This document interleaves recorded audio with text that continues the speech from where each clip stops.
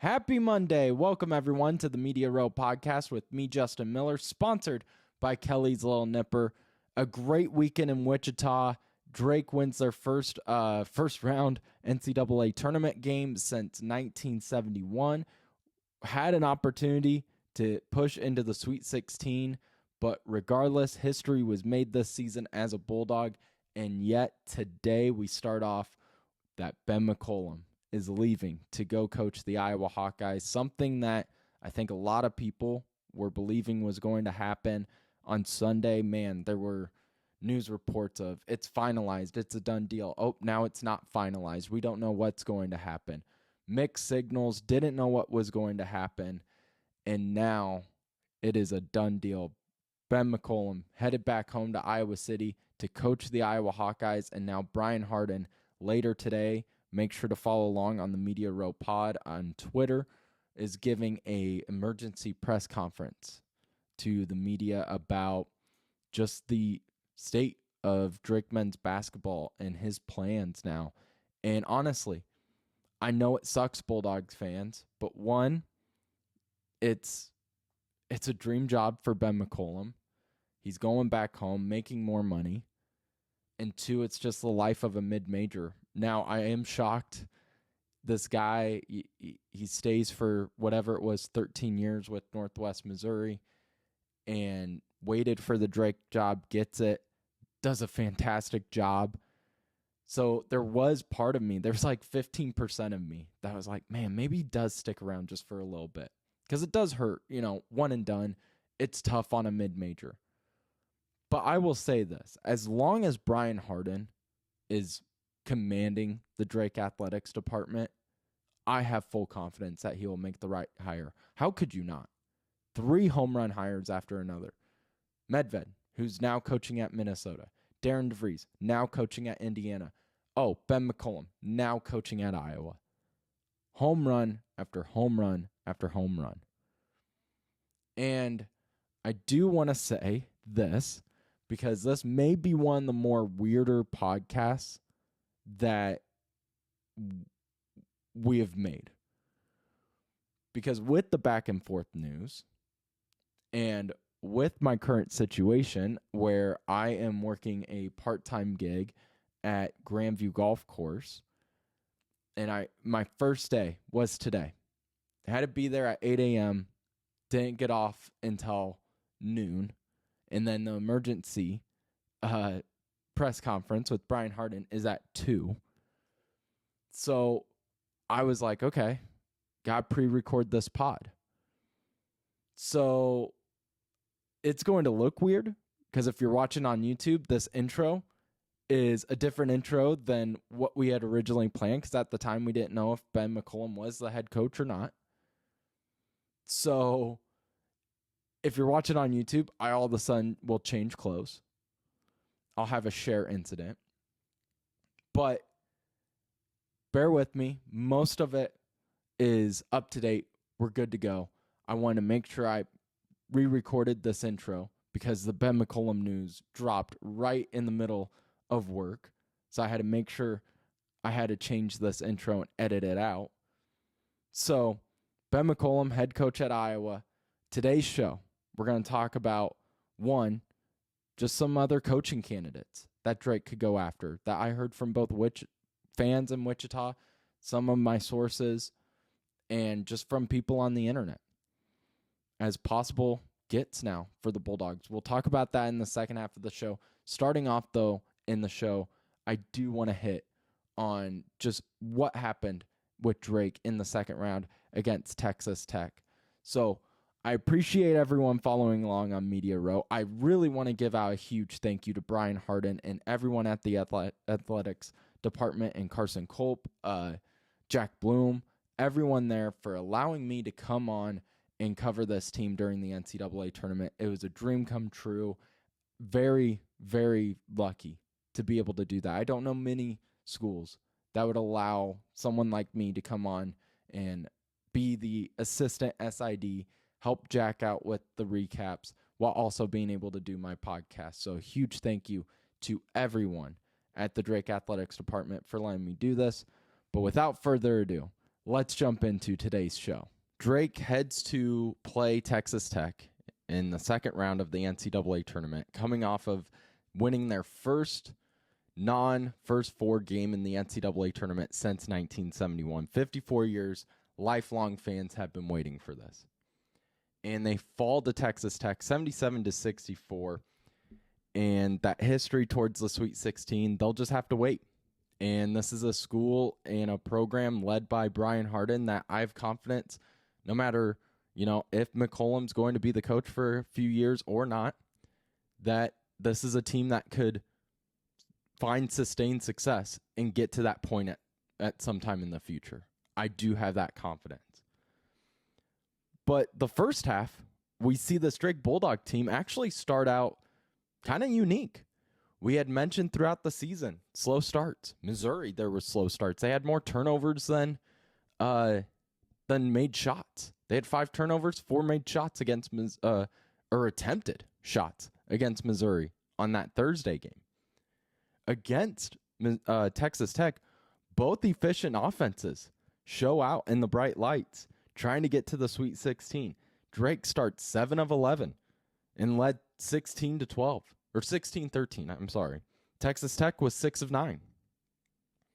Both traded 7-0 runs in that span in the first half.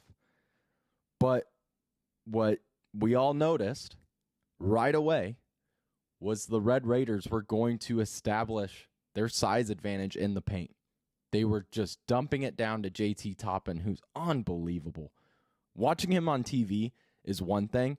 Watching him in person, my goodness, might be one of the more fundamentally sound big men in the terms of footwork, in terms of like where he places the ball. He doesn't bring it down a lot. And against Drake, who is a scrappy, smaller team, that was something I was looking for. He didn't bring it down a lot for guys like Sturtz or Isaiah Jackson to come in and strip it away. Muscari tried a couple of times and just couldn't get it to happen. Very fundamentally sound for a big man. Well coached. But they were just dumping it down to JT Toppin and Darian Williams right away and just establishing the paint early on, and it just lasted throughout the whole game. And while guys like Daniel Abreu, Tavion Banks, and Cam Manyow are good post defenders, the way they guard Darius Hannah, who's one of the best post players in the conference, the way they went up against a Missouri team that should have done the game plan Texas Tech did, but I think 1 got out-coached and 2 got frustrated on the court against Drake. They couldn't make it happen, and that's a credit to both Ben McCollum and those guys on the floor. And you have talented guys, but they just got worn out so early. I mean, Cam Manyow is a great defender, but just got beat up physically so early on in that game, in that first half, that he was wiped midway through the second half, that it just made it easier and easier for them to dump down and get into the paint. And then with a team, and Ben McCollum talked about this in the post-game conference, you have a team like Texas Tech that ranked top 3 in the Big 12 in three-point shooting. Sure, did they shoot poorly in that first round? Absolutely. But you still have to just believe that, they attempted 46 three-pointers. There's such a good offense. That's good. They're going to start falling. Against Drake, you have to pick your poison, as Coach McCollum says, of are you going to double team in the paint and try to slow down JT Toppin and Williams and allow them to kick it out and get wide open threes as one of the best shooting teams?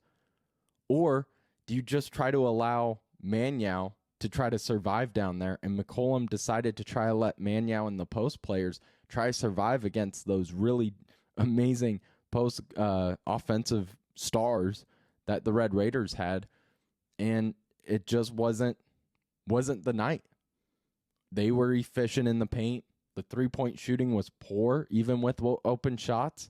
And McCollum said he just picked the wrong poison to go after. But Darian Williams, JT Toppin, scored 53 of the Red Raiders' 77 points. At halftime, they had 33 of the 37. I didn't even need to add up their scores. For a guy that's as bad at math as I am, didn't even need to add up their scores. I just looked down. there's 2 other players with 1 bucket. All right, 4 points. We know what they had then. Super first half by those 2. Just dumping it down.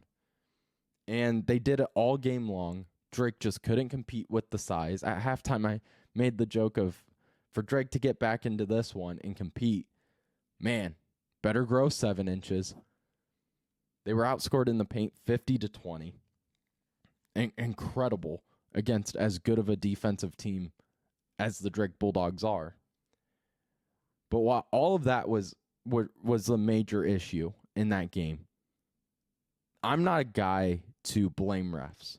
I make jokes about the Super Bowl with the Seahawks and the Steelers. But I'm never, when I'm watching a game live, sure, do I get upset at calls? Absolutely. Do I disagree with calls? Absolutely. But am I a guy that will sit there and go, oh, the refs were just out to get us? No. And no, I saw a few people tweeting and joking, I assume, saying that, oh, this was just because they were a Big 12 team and they got to get a Big 12 team to the Sweet 16. Don't believe that. But it didn't help. It wasn't the main reason, but it didn't help. Drake, early on in that second half, are trying to get a comeback. They're only down 7. And with how dominant Texas Tech was offensively in that first half, Drake was only down 7. And there's a few just inconsistent calls where a Drake guy in Mascari, who in the postgame press conference, scars all over his arms, just absolutely getting mauled. No whistle. Then you go down on the other side, and Daniel Brayu hits all ball, which you could hear in the arena, the slap of a ball, way different than slap of skin. And Daniel Brayu is a guy that doesn't argue with refs. He even gets upset at the refs. And not long after a few of those up and downs of inconsistent calls, Ben McCollum gets upset. Finally goes up to the ref, was animated, and he had been chirping at the refs. But from my point of view, and I was 5 feet away, maybe 10, from Coach McCollum, he jumped up and said, "How is that a foul?" And the ref turned around and called the technical. I think that's soft. I think that is way too quick of a call for a technical. I think both coaches are very adamant, are very animated, and I didn't hear him cuss. The assistant coaches were pulling him away, so they were trying to fix the situation, and it just felt like a way too quick of a technical call. But again, you got to be aware. You have to be aware that when you are about to jump up and argue at a ref, that's a possibility. So not all the blame goes on the ref. I did just feel like it was a really quick technical. But regardless, it leads to a 4-point swing in the Red Raiders' favor. 47-38 now the score. And just from there, when a team hits a 3, and McCollum has to call a timeout, everyone's like, man, there's the momentum shift. Those feel like they're easier for teams to overcome those obstacles of just playing momentum shifts, if that makes sense. And where I'm going with this is that, and just with the inconsistencies, now there's a mental momentum shift. And with that mental momentum shift, that's really hard to get out of. Because now it's just not, oh, they hit a 3, let's do our thing. It's, we're trying to do our thing. It's not working. I'm getting upset at my own game. I'm getting upset at things I can't control. And it just starts to snowball, it feels like. And then you have the goaltending call. Worse than the technical. The technical, I kind of understand. I get it. If he's been chirping at you all game long and he jumps up, I do feel like, man, as a ref, if he doesn't cuss and if he's not like poking at your face, you gotta, and if his assistants are there like right away, I mean, they're not letting him walk up and down the court Fran McCaffrey style. He legit said it twice, and the assistants were bringing him away. It did feel fast. That's not the worst of it. But they reverse a goaltending call where they call it on the court, and right away, I'm sitting at press row, sitting next to Jeff Jackson, who's the Missouri Valley Conference commissioner. I'm sitting there with him, and we're looking at the monitor, and we're both like, oh, easy call. The dude's hanging on the rim. And we're like, okay. And you guys know me on this show, I am a Drake Bulldog fan, clearly, but I do try to be as professional of, I don't try to let my fandom blind me. So I'm not just, if a Drake player was hanging on that rim, I'm saying, yeah, that's a goaltending. But they go back and they review it for like 5 minutes. They take their time and they reverse it. And that felt like the straw that broke the camel's back. That was, man, they already are dealing with this mental momentum shift I've been talking about. And now you have to deal with that one. And McCollum at the time already has one technical, so he's just got to kind of pace up and down, keep his mouth shut. And that's just difficult. That's just hard. But like I said, it's not the reason Drake lost. The reason Drake lost is because they gave up 50 points in the paint. The reason Drake lost was you didn't have an outstanding night from your offensive players that you needed. I mean, Mitch Muscari, love the guy, but 0 points. He's only had 13 total points in his last 5 games in a Drake uniform. And then the biggest two, Drake couldn't force turnovers. Only 5 turnovers by the Red Raiders, so they couldn't use that. And then the major key that everyone talked about leading into the game was Drake needs to dictate the pace. They couldn't do that either. They were having to play at Texas Tech's pace, which is fast. Texas Tech ran up and down the floor. Drake, early on in the game, actually was competing with it. And I was about to put out a tweet going, man, for those who, are wondering if Coach McCollum's style is boring, is too slow, he coaches to his players, but man, these guys can fly up and down the court too. But the longevity of it, they couldn't compete. So Texas Tech dictated the pace. They did not turn over the ball. And, man, really shot down some of Drake's big shooters. But there are still some positives. It's a tough loss. It's a gut punch. So close to the Sweet 16. And, man, you're not going up against St. John's if you win this game. You're going up against a 10 seed who is still a really good team and has a Hall of Fame coach on their sideline. I get that. But you're thinking, man, you're going up against a 10 seed as an 11 seed. You could have an opportunity to play in the Elite Eight. So just looking forward, there was so many opportunities. It just didn't happen. It's heartbreaking. But man, Drake fans, think about it. We just got our first win in the NCAA tournament, not counting the first 4, since 1971. Been waiting for this.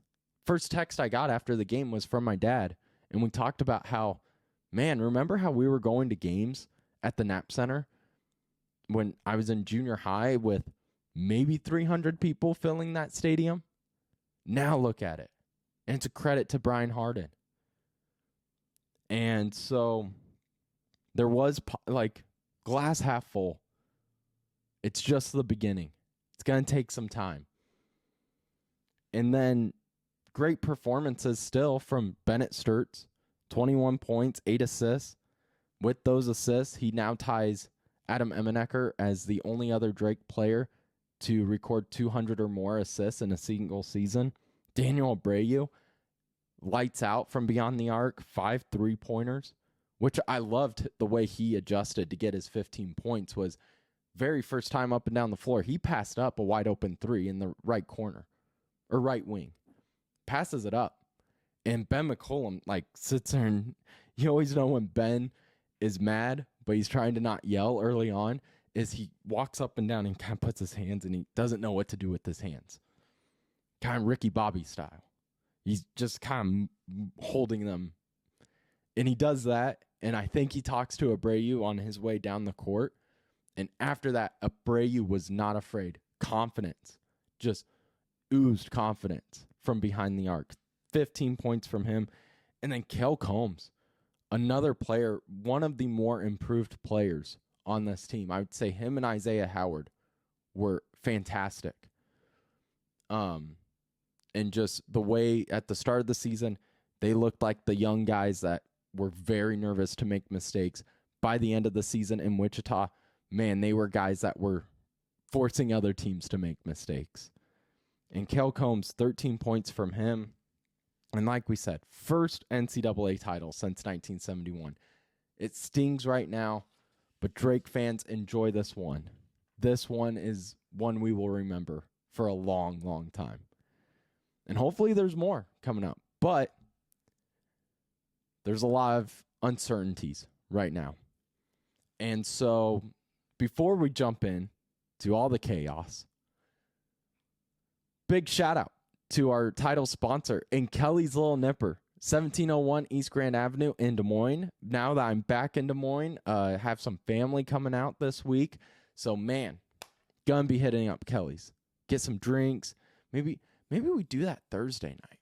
Maybe Thursday night we hit up Kelly's, get some drinks, good food, watch the Sweet 16, root against Texas Tech because of what they did to my guy Taryn.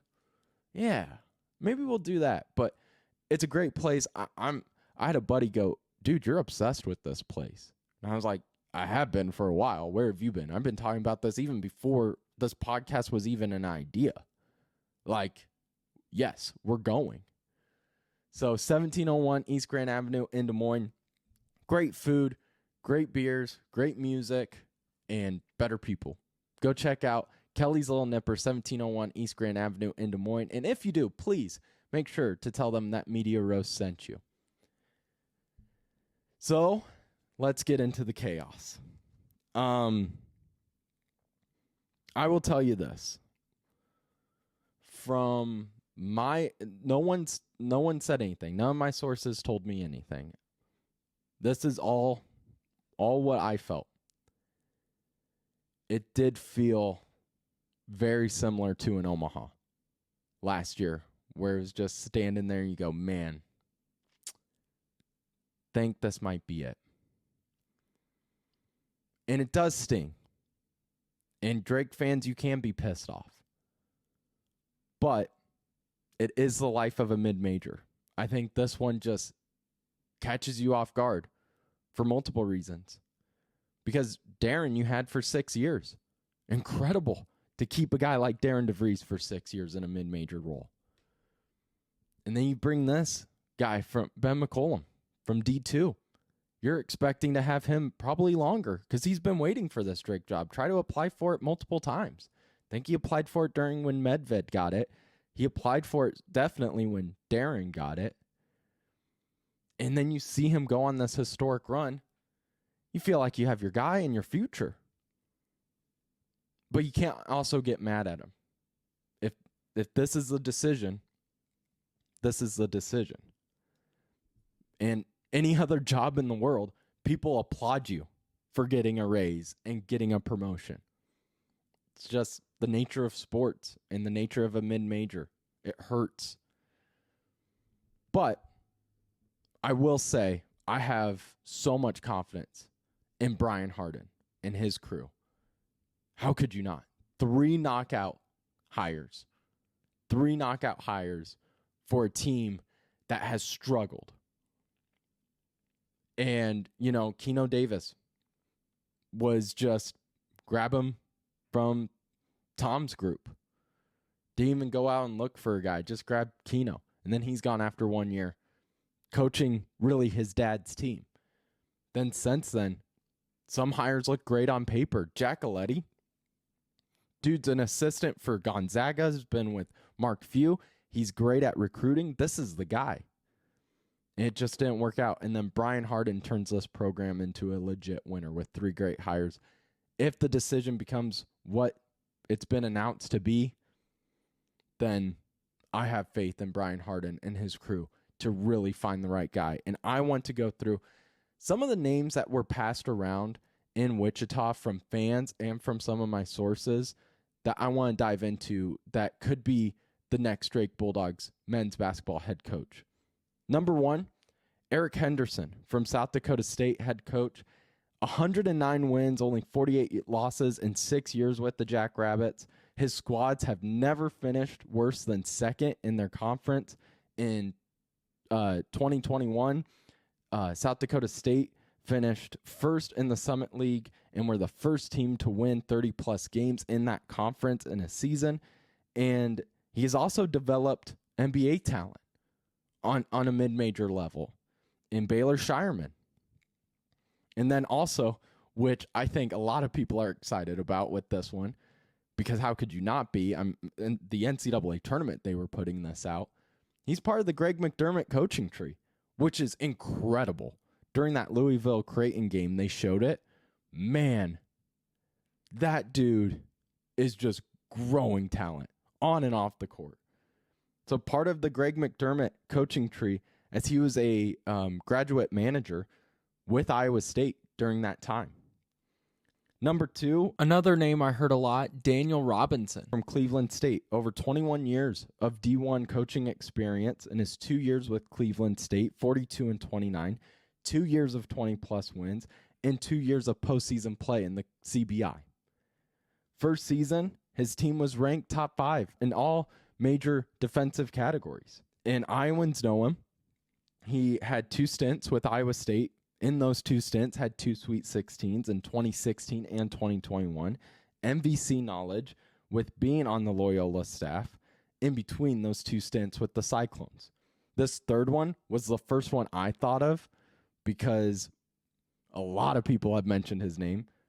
But J.R. Blount, young, upcoming, with 15 years of coaching experience.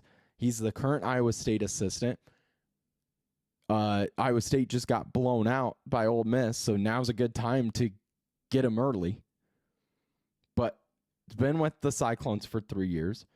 He knows Drake. Drake fans know him because he was the director of basketball operations for 4 years and then was an assistant and played at, was an assistant with Colorado State and played at Loyola, so has that Valley knowledge from both court and bench experience.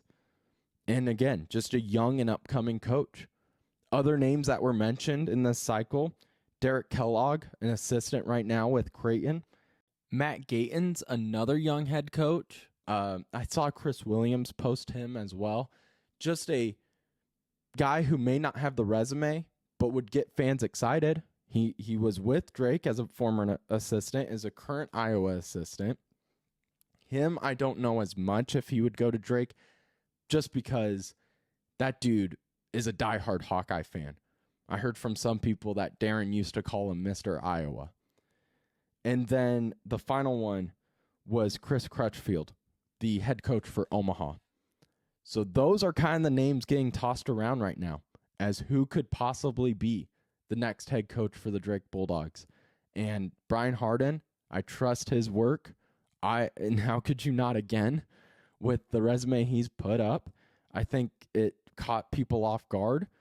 I know from my experience, it is a little annoying to see a fan base go, yeah, we don't want Ben McCollum. He's just a lick lighter. To then they lose Darren DeVries, and then all of a sudden it's, oh yeah, we love Ben McCollum. And not every Hawkeye fan did that. Not everyone.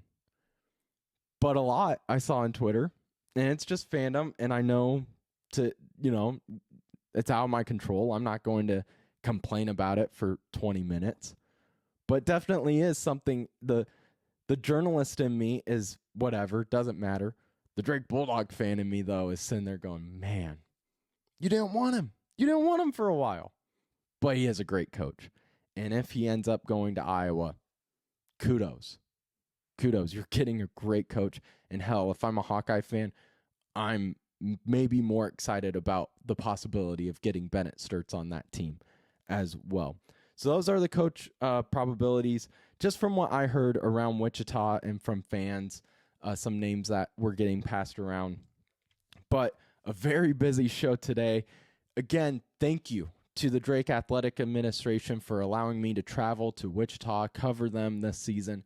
It's been an absolute honor. Really appreciate that. Thank you to Brian Harden, Carson Culp, DKG Images, everyone at Drake, Jack Blome. So many names I could go through here. It'd take another 30 minutes. But thank you guys so much. As well as Kelly's Little Nipper. Always appreciate them for being our sponsor. And you, the listener, thank you guys so much for, without you guys, none of this is possible, for sure. So make sure to like, subscribe, comment, and keep Media Row growing.